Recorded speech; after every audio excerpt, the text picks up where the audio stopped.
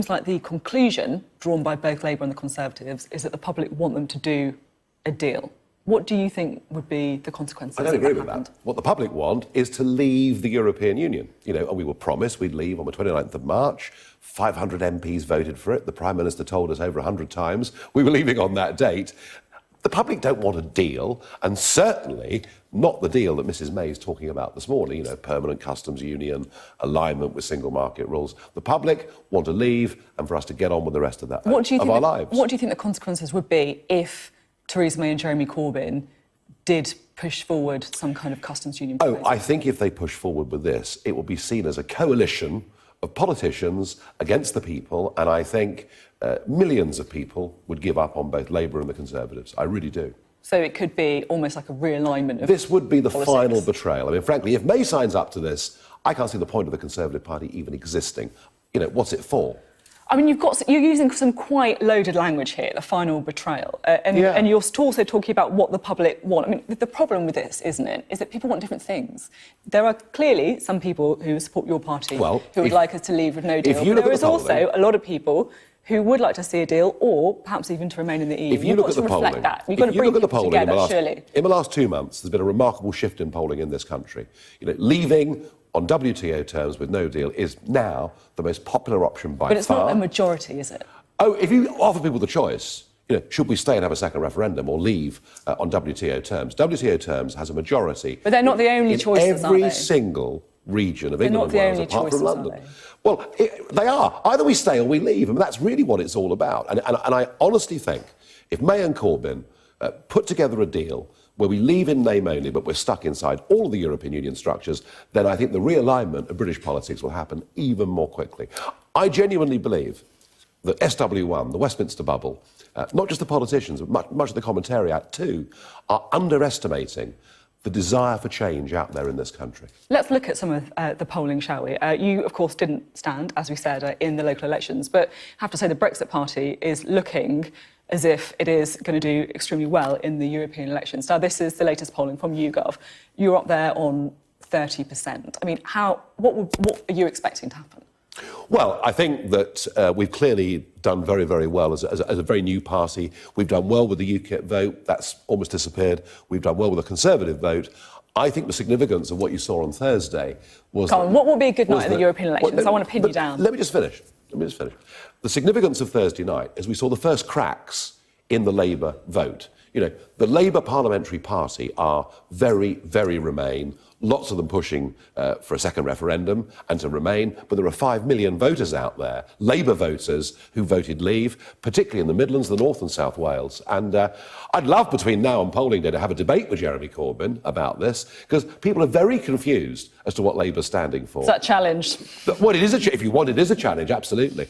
I think if we can dig in to the Labour vote, then we can surprise even ourselves how well we do on May 23rd. That polling was not looking very good for UKIP, was it, as you mentioned, down on 4%. Yeah. When you see that, do you feel kind of sad, or do you actually feel secretly, a little bit pleased? 26 years of my life, I was with UKIP. I was the leader, the chairman, the national organiser. And for me, leaving UKIP was a difficult thing to do. But now, frankly, it's past its sell-by date. It serves no purpose. It's done. It's gone. I mean, Tommy Robinson is an advisor to UKIP. Yeah. One of its MEP candidates has used the N-word, other offensive language in videos. I mean, how would you define racism? Oh, well, in the case of that particular candidate, it's just outright abuse. You know, offensive abuse, and there's no doubt they've gone in that direction. Frankly, we won't even be discussing them after this election. Is UKIP a racist party? Or at risk of becoming one? I think that it's attracted certain individuals that I would never have allowed to join UKIP. OK, well, now let's talk about the Brexit Party, shall we? Who's funding you?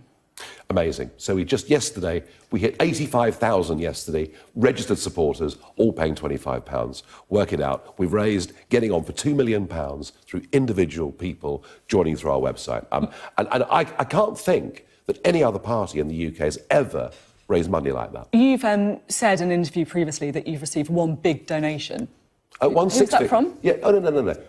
Oh, Oh, yes, I'm really going to tell you his name, aren't I? Well, why not? Because then you would all hound him. This is the new transparent politics, isn't it? And we'll be declaring it at the end of July. So why don't you just tell me then?